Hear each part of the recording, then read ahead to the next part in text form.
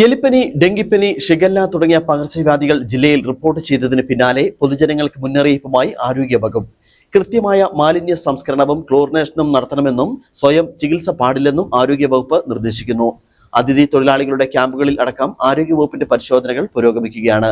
ജില്ലയിൽ ഭയപ്പെടേണ്ട സാഹചര്യം നിലവിലില്ലെന്നും പക്ഷേ ജാഗ്രത കൈവിടില്ലെന്നും ആരോഗ്യവകുപ്പ് അധികൃതർ മുന്നറിയിപ്പ് നൽകി.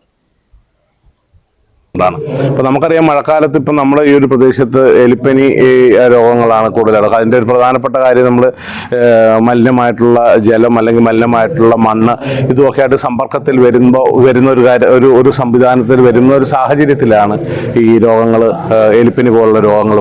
ഇപ്പോൾ കൊതുകിൻ്റെ ഒരു കാര്യം നമുക്കറിയാം, ഡെങ്കിപ്പനി പടർന്നു പിടിക്കാൻ പല സ്ഥലങ്ങളിലും ഡെങ്കിപ്പനി വരാറുണ്ട്. അപ്പോൾ അതിൻ്റെ ഒരു പ്രധാനപ്പെട്ട ഒരു കാര്യം വീടിനും അല്ലെങ്കിൽ പരിസരത്തുമൊക്കെ വെള്ളക്കെട്ടുകൾ രൂപാന്തരപ്പെടുകയും ഒരു കുപ്പിയുടെ അടപ്പിൽ വരെ ഈ രോഗം പരത്തുന്ന കൊതുകുകൾ മുട്ടയിട്ട് പെരുകാനുള്ളൊരു സാഹചര്യമുണ്ട്.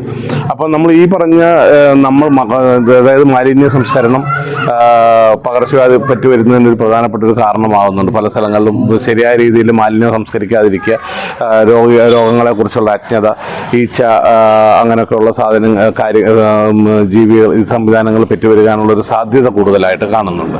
ഇപ്പോൾ നമുക്കറിയാം, ഷിഗല്ല പോലുള്ള അസുഖങ്ങൾ പല സ്ഥലങ്ങളിലും വൃത്തിഹീനമായിട്ടുള്ള സാഹചര്യങ്ങളിൽ ശുദ്ധമല്ലാത്ത കുടിവെള്ളം, ഈ പറഞ്ഞ പ്രശ്നങ്ങളൊക്കെയാണ് നമ്മൾ പലപ്പോഴും കണ്ടുവരുന്നത്. ആളുകൾക്ക് രോഗങ്ങളുള്ള ഒരു അജ്ഞത, അതല്ലെന്നുണ്ടെന്നുണ്ടെങ്കിൽ ഈ പറഞ്ഞതുപോലുള്ള ശരിയായ സമയത്ത് ചികിത്സ തേടാതിരിക്കുക, ഇങ്ങനെയുള്ള കാര്യങ്ങളാണ് ഇതിനകത്ത് പ്രധാനമായിട്ട്. ഇതിന് നമ്മൾ ഏറ്റവും പ്രധാനമായിട്ട് നമ്മൾ സർവലൻസ് ശക്തമാക്കുകയും എല്ലാ ജലസ്രോതസ്സുകളും ക്ലോറിനേറ്റ് ചെയ്യുകയും ഹോട്ടലുകളുടെയും മറ്റ് സംവിധാനങ്ങളുടെയും ഒക്കെ ജല ഗുണനിലവാര പരിശോധന നടത്തുകയും അതുപോലെ തിളപ്പിച്ചാറിച്ച വെള്ളം മാത്രം കഴിക്കുക അല്ലെങ്കിൽ ഉപയോഗിക്കുക എന്നുള്ള കാര്യം.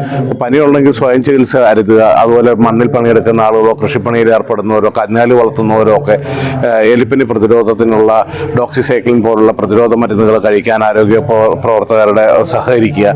ഇത്തരം അങ്ങനെ ഭീതിപ്പെടുത്തുന്നതോ പേടിപ്പെടുത്തുന്നതോ ആയിട്ടുള്ളൊരു സാഹചര്യം നമുക്ക് നിലവിലില്ല. ഇപ്പോൾ കൃത്യമായ രീതിയിൽ ഈ കാര്യങ്ങളെല്ലാം അഡ്രസ്സ് ചെയ്തുകൊണ്ട് നമ്മൾ കൃത്യമായിട്ടൊരു പ്ലാനുണ്ട്. ആ പ്ലാൻ അനുസരിച്ചിട്ടാണ് നമ്മൾ മുമ്പോട്ട് പോയിക്കൊണ്ടിരിക്കുന്നത്. കൃത്യമായിട്ട് എല്ലാ കുടിവെള്ള സ്രോതസ്സുകളും ക്ലോറിനേറ്റ് ചെയ്യുക, ജലഗുണനിലവാര പരിശോധന, പഴകിയ ആഹാരം ഭക്ഷിക്കാതിരിക്കുക, തണുത്തത് അങ്ങനെയുള്ള കാര്യങ്ങളൊക്കെ പൊതുജനങ്ങൾ ശ്രദ്ധിക്കുക എന്നുള്ളതാണ് ഇതിനകത്ത് ബന്ധപ്പെട്ട് പറയാനുള്ളത്.